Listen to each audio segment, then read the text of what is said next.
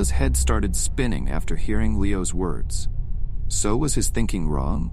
Those two boys did not die for him? Jinn did not kill them? But why will the Jinn lie to him? Bella's head is bursting with all these thoughts. He held his head for a while and thought about something.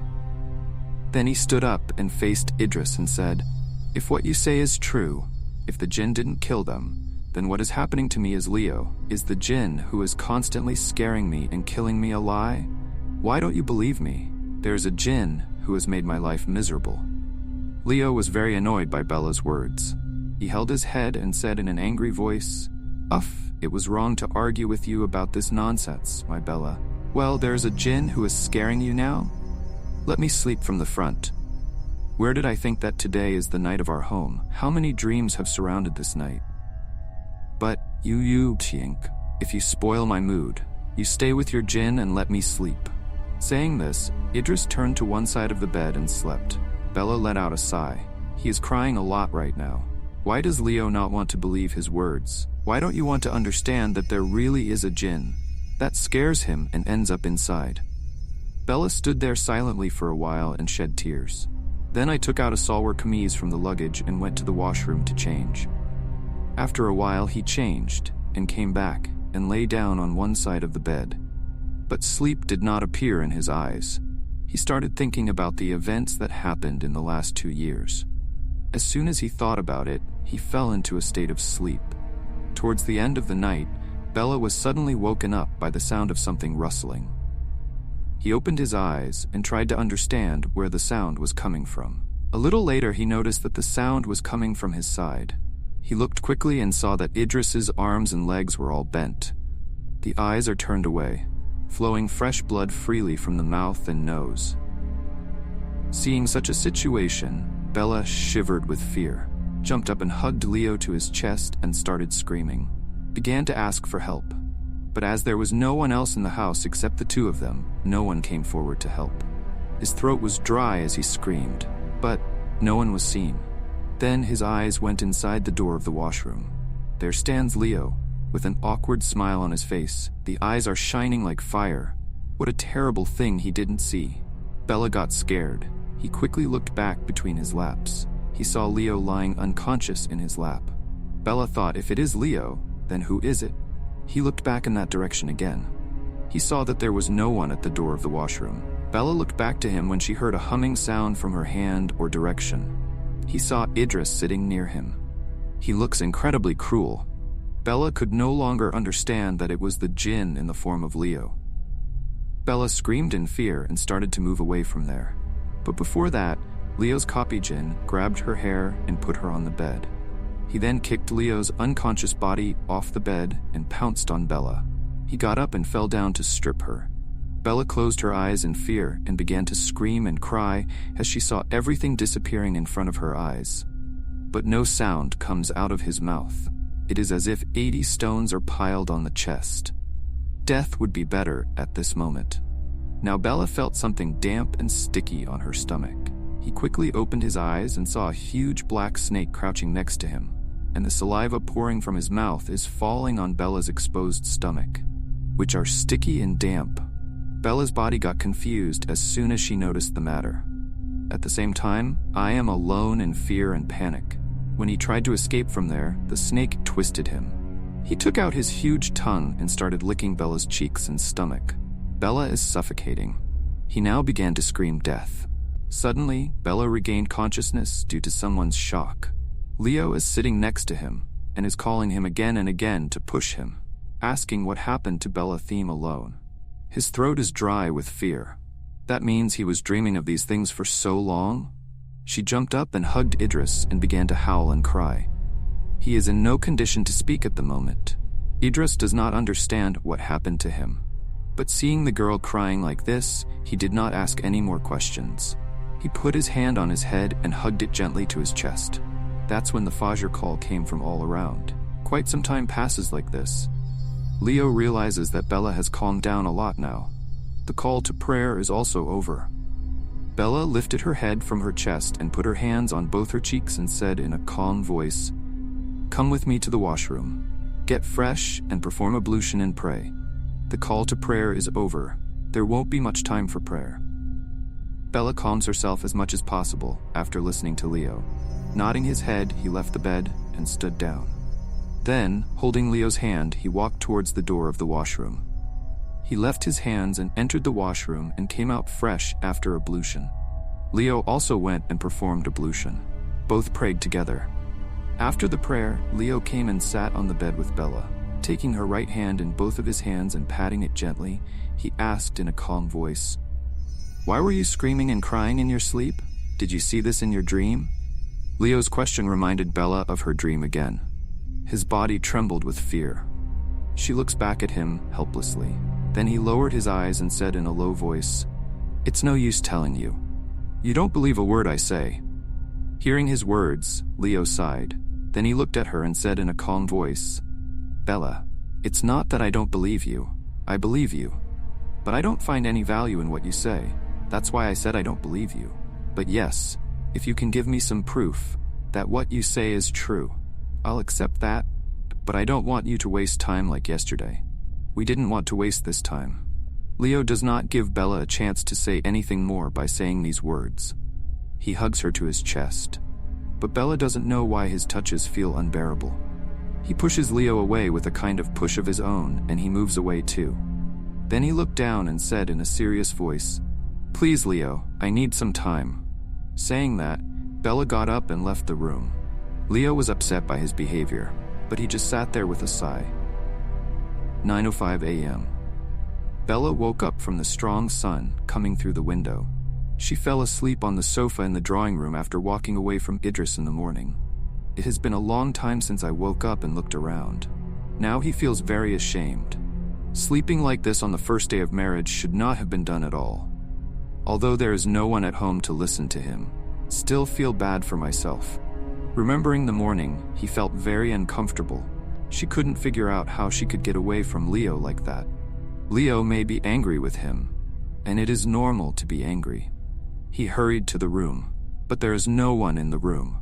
Bella searches the whole house, and Leo is nowhere to be found. Finally, he went to the roof to search. He was very surprised when he reached the roof, because all kinds of flowers are planted all over the roof, and the flowers are kind of strange. Bella doesn't think she has seen such a big flower before, and the more surprising thing is that the flowers are much smaller than the flowers. Yet the trees are so full of flowers that the trees are about to topple over. But the trees are standing tall. The flowers are also swaying to the rhythm of the beautiful wind. Bella walks towards the flowers with a smile on her face. Touching each flower and seeing a smile on his face, the entire roof is full of the fragrance of flowers.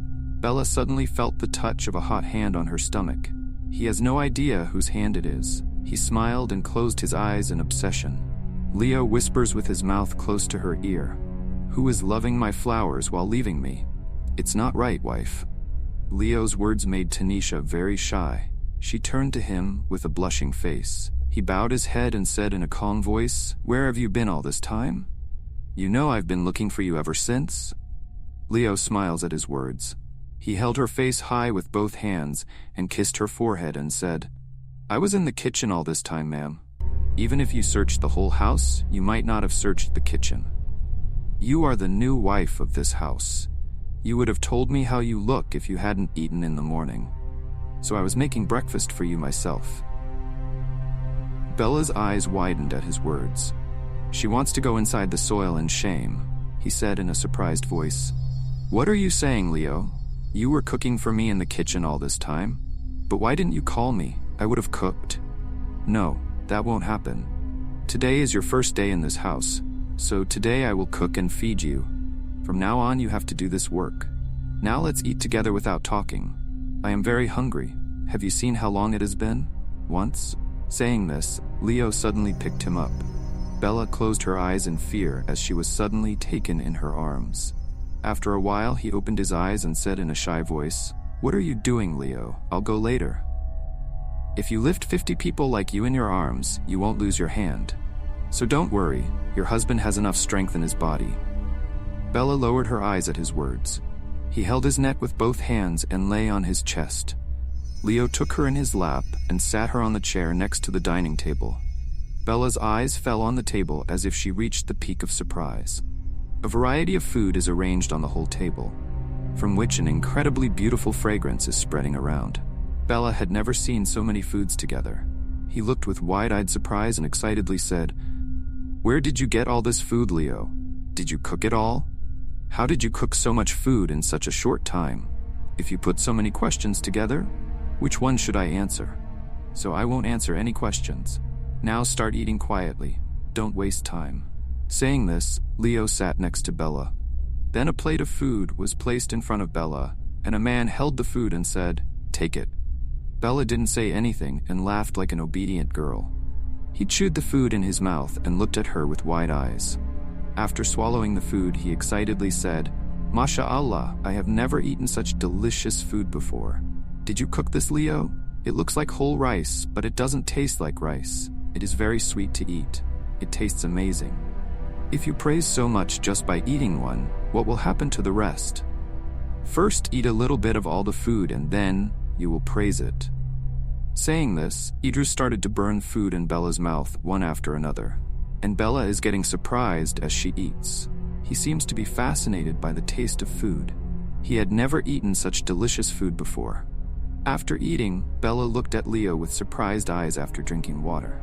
Then the potter said, "I have never eaten such sweet, ethnic food anywhere before. I have never heard of such food. The food is more delicious than it looks. How did you cook them, Leo?" In response to his words, Idris remained silent for a while. He thought something seriously, then quickly turned around and said, "You are a very selfish wife. You are now asking me questions one after another after eating your fill by yourself? Where will you ask me to eat a little? You will not eat with your own hands." After saying that, Leo turned around and sat down. Leo was very shy at his words. Indeed, the man worked so hard to cook for him since morning. He fed him with his own hands, and he is asking questions one after another, not once talking about eating him. Now Leo said in a shy voice, "Sorry, Leo, forgive me. I've never had such a delicious meal, that's why I asked. 1 minute, I'm feeding you with my hands." Saying this, Bella took a plate of food and held it in front of Leo's face. She also smiled and started eating from his hand. 11:10 p.m. Leaving Bella at home, Leo goes out to go somewhere. Before leaving, Bella is told not to leave the house until he comes, not even on the roof or in the garden. Bella agrees to his words like a dutiful girl. No need to ask any questions. After Leo left, Bella felt very alone in such a big house. He doesn't know what to do, so he decided to visit the whole house once. Thinking is action. Bella has to go from room to room to explore the whole house. In this way, he goes around every room. The house has a total of 24 rooms upstairs and downstairs. 1 attached bathroom for every 2 rooms. Downstairs is a large drawing room, a dining room, and a large well-equipped kitchen. The house is very nice and tidy. It does not seem that there is no one else living in such a big house except Leo, because if there are no people, everything in the house is supposed to be dusty, but all the places are shiny and clean. There is not even a hair's worth of dirt anywhere. Bella likes it very much. He already loves cleanliness very much. Such a neat and tidy house on him is making him fascinated. After looking around the whole house, Bella stopped in front of a room on the western corner of the upper floor. The room is different from other rooms. The door of the room has a big lock. And how much dust has fallen around the room. It seems that no one comes here, so it was not cleaned. How spider webs are scattered outside the room. Bella is very surprised that the whole house is so clean, but this place is like that. This question nestles in Bella's mind. He decides in his heart that he will clean the place. Someone may not have clarified that it does not come this way, so this room feels completely different than the whole house. The room has spoiled the beauty of the house. Bella came downstairs without delay, back upstairs with a broom and everything to clean. Reaching the front of that room, the cobwebs began to be cleaned. Suddenly, Bella notices how heavy her body is getting. The hand that is cleaning around is slowly becoming paralyzed. He doesn't have the energy to clean. Body feels very tired. Still, he doesn't give up. Now he goes to the door of the room. Whenever he goes to touch the lock, Leo calls out to him from behind. Bella was shaken by his screams. The broom fell from his hand. Leo hurried up to him and said in a scolding tone, "What are you doing, Bella? I didn't tell you to stay in your room. Why did you come here? And who asked you to do these things? Be careful, we'll never come near this room again." Saying that, Leo quickly took Bella by the hand without giving her a chance to say anything. Bella doesn't even get a chance to say something. But before leaving there, he heard a humming sound from inside that room. Leo let go of Bella's hand and brought her straight to her room. His hand was held in such a way that the place where it was held turned red. Bella looked at Idris and raised her eyebrows and asked, "What happened to you suddenly, Idris? Why did you bring me out of there like this? What is there in that room that brought me out like this?" Leo did not answer his words. He moved away from Bella and stood by the window, looking outside at the sky. Bella was quite surprised by his behavior. Didn't understand anything. He quickly approached her and asked, "What is it, Idris? Why are you not answering my words? What is in that room that brought me from there like this?" Leo let out a sigh in response to his words. Then he turned to her and said in a serious voice, "Look, Bella, you are the wife of this house. You have the right to roam the whole house as you please. But I have one request for you. You never go near that room upstairs. Don't forget, especially not around there for the next 3 days, hopefully. Keep your husband's request. Please don't ask any more questions." Leo's words seemed to increase Bella's curiosity, as well as a sky evening came and built a nest in his mind, but he did not reveal anything. But he thought that he would leave after seeing what was in that room. Why did Leo bring him from that room like this? Why is it forbidden to go there? But the doubt remained in the mind. He will check on this later.